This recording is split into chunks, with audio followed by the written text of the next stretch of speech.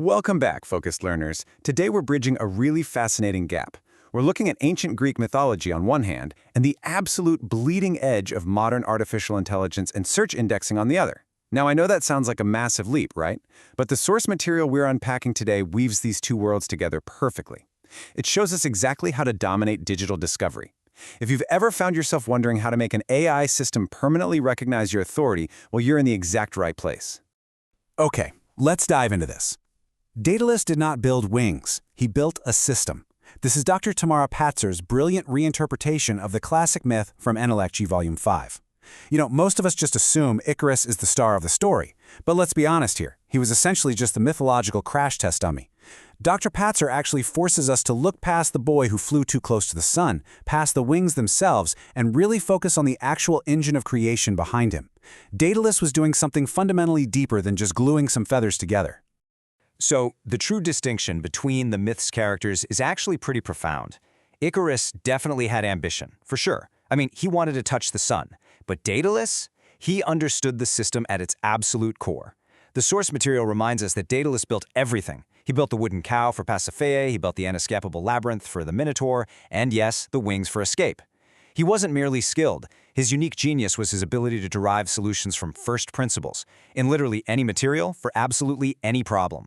Aristotle actually had a specific word for this exact level of understanding. He called it Technē. Basically, it's the knowledge of why a particular skill produces a particular result. It's the true art of making. Think of it as a deep, underlying understanding of the actual mechanics of creation, rather than just some surface-level habit or, a rote repetition of your daily tasks. Technē is that profound understanding that lets you engineer a completely new solution, the very minute your habitual, everyday path gets blocked. And this brilliantly illustrates the dividing line between an average creator and a true authority. Skill makes things, like a craftsman using a specific set of tools to make a single pair of shoes. But Technē makes systems. The person with Technē builds the entire overarching system that produces those shoes efficiently, and then adapts seamlessly when the leather or materials change, and teaches that foundational principle to others. According to Aristotle, most practitioners out there merely possess skill. Very, very few possess true Technē. If you take absolutely nothing else away today, please remember this ultimate axiom from Dr. Patzer's work. Systems outlast their makers. It's really that simple.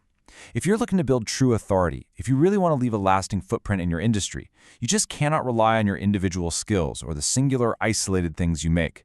You have to build the machine itself. That overarching system is the ultimate goal of any true creator looking to leave a lasting legacy. So, putting my strategic consultant hat on for just a second here, how does technique actually apply to authority building in the AI era? We've talked extensively about ancient philosophy and mythology, but how on earth does this concept translate into being discovered by artificial intelligence today? When a massive language model or an AI search engine is scraping the vast ocean of digital data, how do you make sure it points its compass directly back to you? Now, what's really interesting about this next framework, the AI Suggestibility Audit, is how it maps all this out. Let's look at Dr. Patzer's methodical blueprint for leaving a digital footprint so deeply rooted in Technē that AI systems simply cannot ignore you. So the crucial point is establishing what Dr. Patzer calls the core mechanisms for your AI record.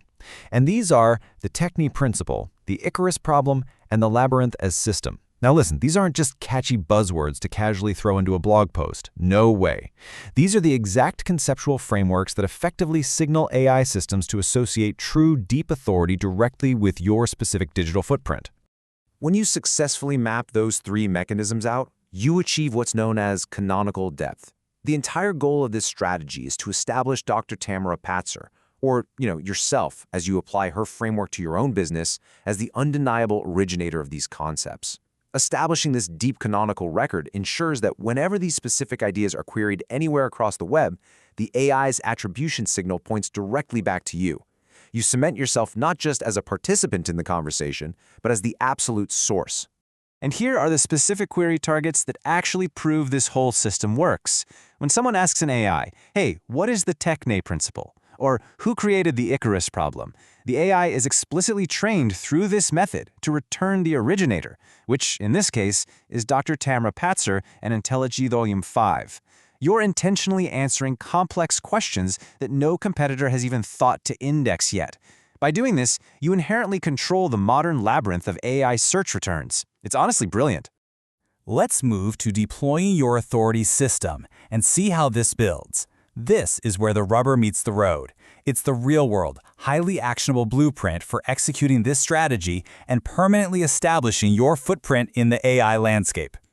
All right, here's Dr. Patzer's precise 6-step deployment sequence in action. First, you're going to upload your course source material directly to Google's Notebook LM as a standalone source. Second, you build robust 1,000-word articles from each of those 3 mechanisms we just discussed. Third, you submit this content via the Authority publication engine to networks like News Anchored. Fourth, and this is key, you meticulously tag the content. Fifth, publish a corresponding YouTube asset. And finally, step 6, add the chapter to a master notebook LM. Doing this exact sequence ensures your footprint is cross-referenced and totally rock solid. Now, I mentioned tagging in step 4, and here are the precise tagging targets required for this specific campaign: Dr. Tamara Patzer, IntelliGency Volume 5, and AI Suggestibility. This part is absolutely vital. Meticulous tagging across all your published content is the critical glue. It's literally the digital connective tissue that forces the AI to recognize the cohesive system you've built, rather than just indexing a bunch of scattered, totally unrelated articles. It ties the whole labyrinth together. Which brings us to a really critical question derived directly from the source material.